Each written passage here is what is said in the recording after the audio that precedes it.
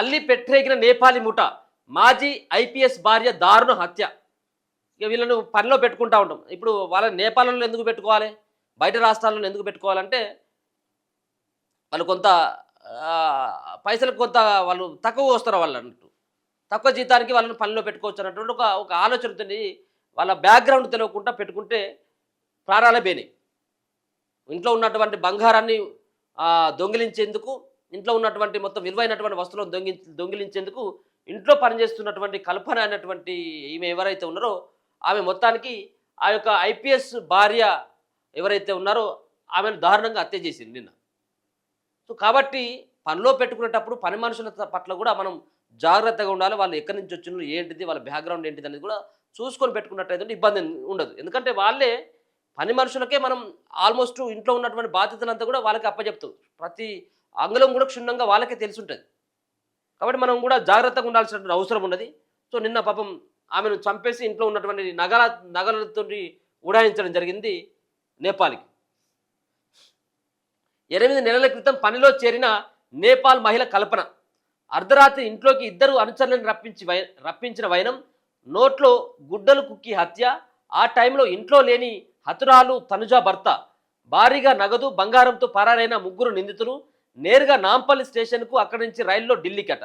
నిందితుల కోసం పోలీసుల వేట. జూబ్లీహిల్స్లో ఘటన.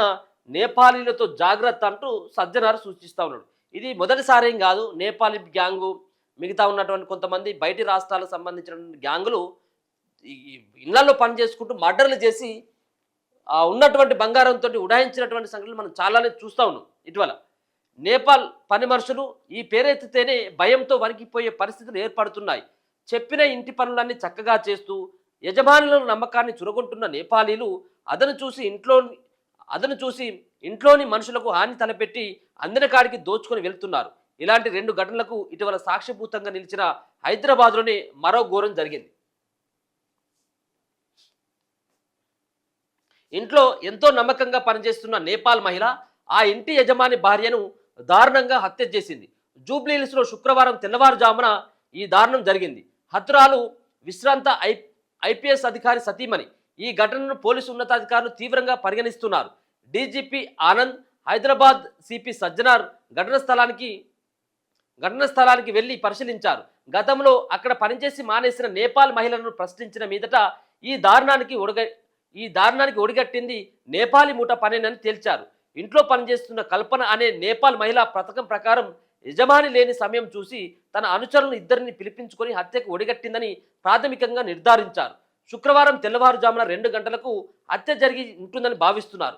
సిపి సజ్జనార్ విచారణలో మాజీ పని మనిషి వెల్లడించిన వివరాల ప్రకారం జూబ్లీహిల్స్ ప్రశాసన్ నగర్లోని 3 అంతస్తుల భవనంలో ఏపీ క్యాడర్కు చెందిన డీజీపీ స్థాయి విశ్రాంత ఐపీఎస్ అధికారి వినయ్ రంజన్ రే, ఆయన భార్య తనుజ అలియాస్ సునంద, వారి 2 కూతుర్లు ఉంటున్నారట.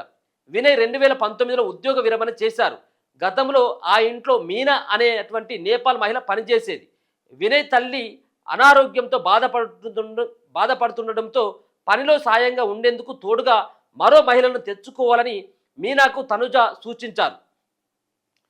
దీంతో మీనా పూణేలో పనిచేస్తున్న నేపాల్కే చెందిన కల్పనను 8 నెలల క్రితం రప్పించి ఆ ఇంట్లో తనకు తోడుగా పనిలో చేర్పించింది. కొన్నాళ్లకు మీనా ఆ ఇంట్లో పని మానేసిందట. వినయ్ గురువారం వ్యక్తిగత పని మీద బెంగళూరు వెళ్లారు. ఆ రోజు రాత్రి తనుజ గ్రౌండ్ ఫ్లోర్లోని తన గదిలో నిద్రించారు. ఆమె 2 కూతుళ్లు పై అంతస్తులో గదిలో పడుకున్నారు. అర్ధరాత్రి తర్వాత కల్పన బయట నుంచి తన అనుచరులు 2ని ఇంట్లోకి పిలిపించుకుంది. సీసీ కెమెరాలో కనిపించకుండా ఉండేందుకు పథకం ప్రకారం ఆ 2 పార్క్ నుంచి ఓ చిన్న గేటు ద్వారా ఇంట్లోకి ప్రవేశించారు.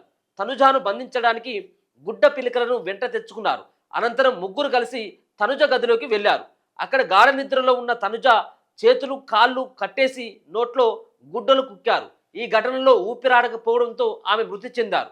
అనంతరం కల్పన మరో 2 కలిసి ఇంట్లో పెద్ద మొత్తంలో ఉన్న బంగారాభరణాలు, డబ్బును మూటగట్టుకొని ఇంట్లో నుంచి చిన్న గేటు ద్వారా పార్కులోకి ప్రవేశించి అక్కడి నుంచి పారిపోయారు. పై అంతస్తులో కూతురు నిద్రలేచి వచ్చి చూడడంతో తెల్లవారుజామున 5 గంటలకు హత్య గురించి బయటపడ్డది. కల్పన గ్యాంగ్ ఆట కట్టించేందుకు 10 ప్రత్యేక బృందాలు రంగంలోకి దిగాయి.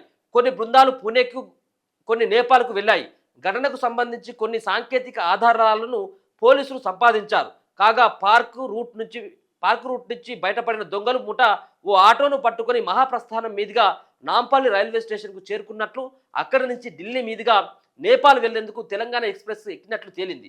ఇప్పటికే విమానాల్లో కొన్ని పోలీసు బృందాలు నేపాల్ చేరుకోగా మరికొన్ని పోలీసు బృందాలు తెలంగాణ ఎక్స్ప్రెస్ను చేజ్ చేస్తూ ఇతర రాష్ట్రాల పోలీసుల సహకారంతో కల్పన గ్యాంగ్ను పట్టుకునేందుకు ప్రయత్నిస్తున్నారు. నేపాల్లో కల్పనది సమీప గ్రామాలని విచారణలో మాజీ పని మనిషి మీనా చెప్పింది. కల్పన పనిలో చేరిన కొన్నాళ్లకు తనుజ తనను పిలిచి కల్పన సరిగా పనిచేయడం లేదని, గంటల కొద్దీ బయటే ఉంటుందని, ఎక్కడికి వెళ్తుందో చెప్పడం లేదని, మరో పని మనిషిని కూడా చూడాలని చెప్పిందని మీనా వెల్లడించడం జరిగింది. సో నేపాల్ పని మనుషులతో జాగ్రత్త అంటూ సిపి ఒక సూచన అయితే చేయడం జరిగింది. నేపాల్ పని మనుషులతో అప్రమత్తంగా ఉండాలని తాను 2 నెలల నుంచి హెచ్చరిస్తూనే ఉన్నానని సిపి సజ్జనార్ తెలిపారు. హైదరాబాద్లోని కాకుండా ఇతర రాష్ట్రాల్లోని ప్రధాన నగరాల్లో నేపాలీలు ఇళ్లలో దోపిడీలకు తెగిపడుతున్నారని చెప్పారు. ఏడాది నుంచో 2 ఏళ్ల నుంచో ఇళ్లలో నేపాల్ పనిచేస్తున్న యజమానులు గుడ్డిగా నమ్మకుండా వారి పూర్తి వివరాలను తెలుసుకోవాలని సూచించారు. నేపాలీ ముఠాలు తాము అనుకున్న లక్ష్యాన్ని సాధించడానికి నెలల తరబడి ఓపికగా వేచి చూస్తున్నాయని, ఇంట్లో మగవాళ్ళు లేనప్పుడు తమ పని కానిచ్చేసి బయటపడుతున్నారని వివరించారు. పని మనుషుల విషయంలో అప్రమత్తంగా ఉండాలని, అనుమానం వస్తే పోలీసులకు సమాచారం ఇవ్వాలని సిపి సజ్జనార్ సూచించడం జరిగింది. సరే, ఏదైతే ఉన్నది ఇప్పుడు ఆమెను పట్టుకొస్తారో ఆమె దగ్గర ఉన్నటువంటి అమౌంట్ని రికవర్ చేస్తారు. కాదనట్లేదు, రికవర్ అవుతుంది, డబ్బులు రికవర్ అయితే, బంగారం రికవర్ అవుతుంది. కానీ పోయిన ప్రాణం అయితే రాదు కదా, పోయిన ప్రాణం అయితే రాదు. సో ఇటువంటి గ్యాంగులు తిరుగుతూ ఉన్నాయంటే జాగ్రత్తగా ఉండాల్సినటువంటి అవసరం ఉన్నది. ఇప్పుడు వాళ్ళు ఏం చేస్తారంటే అనుకున్నటువంటి టార్గెట్ రీచ్ కావడం కోసం 2 సంవత్సరాలు 3 సంవత్సరాలనే కానీ వాళ్ళు వెయిట్ చేస్తారు. ఎందుకంటే యజమానులకి నమ్మకంగా ఉన్నట్టుగా యాక్ట్ చేస్తారు అంతే. దాని తర్వాత అవసరమైతే ప్రాణాలు తీస్తారు, ఇంట్లో ఉన్నటువంటి పైసలని బంగారాన్ని ఎత్తుకొని పోతారు అన్నట్టు. జీబన్ లేదా బహదూర్ ముఠా పనే అట ఇది. మాజీ ఐపీఎస్ అధికారి భార్య హత్య, సొత్తు దోపిడీ ఘటనకు నేపాల్కు చెందిన జీబన్ ముఠా లేదా బహదూర్ ముఠాతో సంబంధం ఉండొచ్చుననే అనుమానాలు వ్యక్తం అవుతున్నాయి. ఈ ముఠాలు పథకం ప్రకారం హైదరాబాద్లోని ధనవంతుల ఇళ్లలో నేపాలీలకు పనికి కుదుర్చుతున్నాయని, అదను చూసి దోపిడీకి పాల్పడేలా ఉసిగొల్పుతున్నాయని పోలీసులు గుర్తించారు. ఈ 2 గ్యాంగులకు చెందిన ముఠా సభ్యులు బెంగళూరు, ముంబై వంటి నగరాల్లో ఉంటూ అక్కడి నుంచే దోపిడీ చేస్తున్నారని చెబుతున్నారు. ఒకసారి దోపిడీ సొత్తుతో దేశ సరిహద్దులు దాటి దుండగులు నేపాల్లో ప్రవేశిస్తే వారిని పట్టుకోవడం అసాధ్యం అవుతుంది. నేపాల్ పోలీసులు దుండగులను అప్పగించడం లేదు, తామే విచారణ చేసి శిక్షిస్తామని చెబుతున్నారు. దోపిడీ సొత్తు అప్పగించడం లేదు. అయితే తాజా కేసులో దుండగులు నేపాల్లో అడుగు పెట్టే లోపే వారిని అరెస్ట్ చేస్తామని సజ్జనార్ ధీమా వ్యక్తం చేశారు. ఇక చూడండి ఏమవుతుందంటే ఇదంతా కూడా ఒక ముఠా. వాడు ఏం చేస్తాడు, ఉన్నటువంటి ఇళ్ళల్లో ఏవైతే ఉన్నాయో ముందుగానే ధనవంతుల ఇళ్ళల్లో అన్నీ కూడా రెక్కి చేసి అలా పని మనుషులకి కుదిర్చేటువంటి బాధ్యత ఈ ముఠా తీసుకొని వాళ్ళకి అక్కడి నుంచే ముంబై నుంచి మిగతా ప్రధాన నగరాల నుంచి వాళ్ళకు గైడ్ చేసి ఎప్పుడు ఏం చేయాలి, ఎట్లా చేయాలి అనేది వాళ్ళకి గైడ్ చేస్తూ ఉంటారట. ఒక్కసారి కనుక వాళ్ళు నేపాల్ కనుక పోయినట్టయితుంటే అంటే వాళ్ళ బార్డర్లకు వెళ్ళిన తర్వాత ఇక వాళ్ళని పట్టుకోవడం ఇక అంత సులువు కాదు. ఇక అక్కడ ఉన్నటువంటి పోలీసులు సైతం కూడా పట్టించుకోరు. మనం ఇటువంటి ఎక్కువగా మూవీస్లలో, సినిమాలలో బాగా చూస్తూ ఉంటాం. అంటే ఆ బార్డర్ క్రాస్ అయిన తర్వాత మనకు ఇక్కడ ఉన్నటువంటి పోలీసులు మళ్ళీ ఆ బార్డర్లో మనం లా అండ్ ఆర్డర్ మనం చేతిలోకి తీసుకోవడానికి అవకాశం ఉండదు. దానివల్ల ఏమవుతుంది అంటే ఇక్కడి నుంచి డబ్బులు ఎంత కొట్టేసిన తర్వాత వాడి జాగలకు వెళ్ళిన తర్వాత వాళ్ళని పట్టుకోవడం అసాధ్యమట. సో ఒక పక్కన సజ్జనార్ సైతం కూడా ఒక ధీమా అయితే వ్యక్తం చేస్తారు. వాళ్ళ గడప తొక్క ముందుకే వాళ్ళని మేము అరెస్ట్ చేస్తాం, వాళ్ళని పట్టుకుంటాం అన్నటువంటి ఒక నమ్మకాన్ని అయితే ఇస్తా ఉన్నాడు. చూడాలి మరి దీంట్లో పూర్తి సంబంధించినటువంటి ఇంకా లోతుగా విచారణ చేస్తే దీని వెనకాల ఎవరున్నారు ఏంటిది అన్నటువంటిది కూడా బయటకు వచ్చేటువంటి అవకాశం ఉంది. పాపం మొత్తానికైతే మాత్రం సో మాజీ ఐపీఎస్ భార్య మాత్రం దీంట్లో చనిపోవడం జరిగింది, బలి కావడం జరిగింది పని మనిషి చేతిలో పాపం.